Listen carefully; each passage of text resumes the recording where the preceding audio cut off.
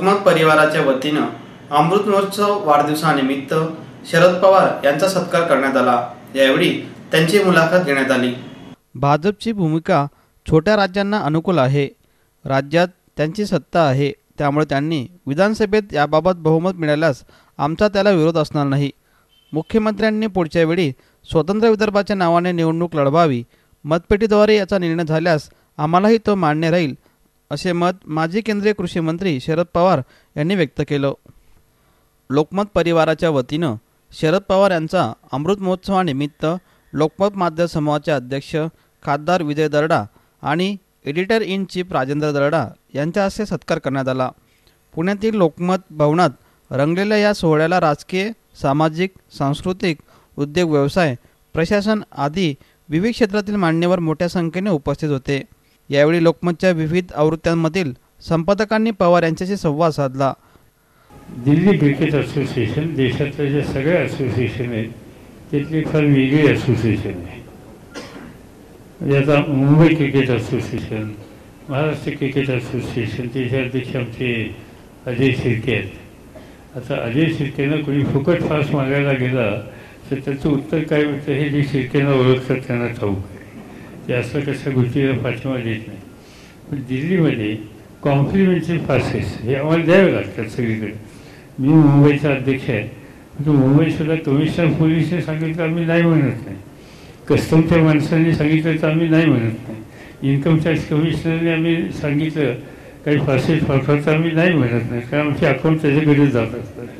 तर तो थोडासा व्यावहारिक दृष्टिकोन आम्ही ठेवतो, पण असा व्यावहारिक दृष्टिकोन साधारणतः 1500 याच्यापेक्षा जास्त कॉम्प्लिमेंटरी असत नाही। दिल्लीमध्ये साधारणतः कॉम्प्लिमेंटरी पासेस 25,000 ते 30,000 द्यावे लागतात। आता 25,000 ते 30,000 फुकट तुम्ही पासेस द्यायचे आणि ही अनेक वर्षाची सवय आहे। त्यामुळे साधारणतः त्या क्रिकेटमध्ये जे सहभागी झालेले आहेत, आता मी मुंबईचा अध्यक्ष आहे, मुंबईमध्ये आम्ही आमच्या कमिटीच्या लोकांना काही कॉम्प्लिमेंटरी पासेस देतो, पण बाकीचे त्यांना विकत घ्यावे लागतात। दिल्लीमध्ये विकत घ्यायची काही सवय नाही, ठीक आहे। आणि त्यामुळे दिल्लीमध्ये तिथं हे कॉम्प्लिमेंटरीचं फार मोठं आहे आणि ती कमिटी जी सगळी आहे ती अशा सगळ्या गोष्टीला प्रोत्साहन देणारी आहे। अरुण जेटली त्याचे अध्यक्ष आहेत, ते काही जे हे बघत नाही, हे अध्यक्षाचं काम नाही। अध्यक्षाचं BCCI हजर राहणं, इन्फ्रास्ट्रक्चर उभं करण्याच्यासाठी मदत करणं, या सगळ्या गोष्टीमध्ये त्यांचं लक्ष असतं। पण कोणाला किती पासेस द्यायचे किंवा कुठल्या दुकानातून माल खरेदी आणायचा हे काय अरुण जेटली बघत नाही। दुर्दैवानं त्या असोसिएशनला काही लोकांनी खोटी बिलं दाखवली असं दिसतंय, मला नक्की माहिती नाही। जे TV वर कीर्ती आझादनी पत्ते बित्ते सांगितले आणि दाखवले त्याच्यातून असं दिसतंय।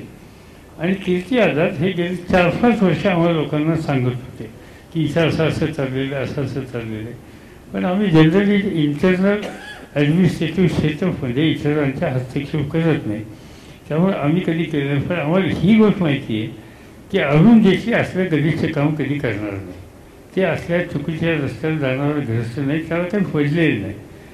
त्याच्याबरोबरच्या काही लोकांनी त्या चुका केलेल्या असतील तर त्याच्यावर लक्ष ठेवायला असं पाहिजे होतं। ही गोष्ट काही प्रमाणात खरी आहे, पण व्यक्तिगत त्याच्यावर जो त्यांचा हल्ला केला जातो, माझ्या मते ते काही न्यायाचं नाही आहे। आता राजकारणामध्ये एखाद्या मंत्र्याला ठोकायची संधी मिळाली तर विरोधकांनी ती संधी सोडायची नाही, ही भूमिका घ्यायची असते, हे तत्व मान्य झालेलं आहे। त्यामुळे आता कदाचित ही भूमिका घेतलेली असेल, पण मला स्वतःला असे व्यक्तिगत हल्ले करणं पसंत नाही। ते विधिमंडळाने ठराव केले आणि त्यामुळे ती राज्य व्हायला काही हरकत नाही अशी भूमिका आम्ही घेतली, ती गोष्ट विदर्भाच्या संबंधीची।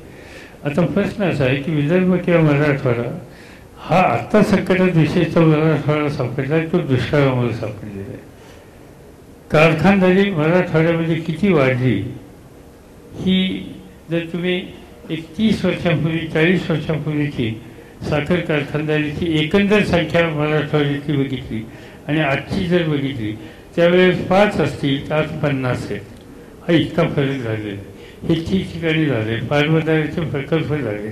प्रश्न असा आहे की एखाद्या वर्ष पाऊसच पडला नाही, धरणात भरलेले किंवा लागोपाठ 2-3 वर्ष असं झालं तर साहजिकच एखाद्या परिसरावर परिणाम होतो आणि ते त्या भागात अधिक झालेले आहे. तुलनात्मक मराठवाड्यामध्ये विदर्भाच्यापेक्षा सुद्धा दुष्काळी परिस्थिती अधिक गंभीर आहे, ही वस्तुस्थिती आहे.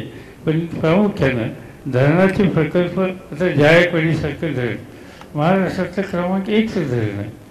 ते धरण होऊन किती वर्ष झाली, पण जायकवाडीमध्ये पाणी सारलं नाही. आता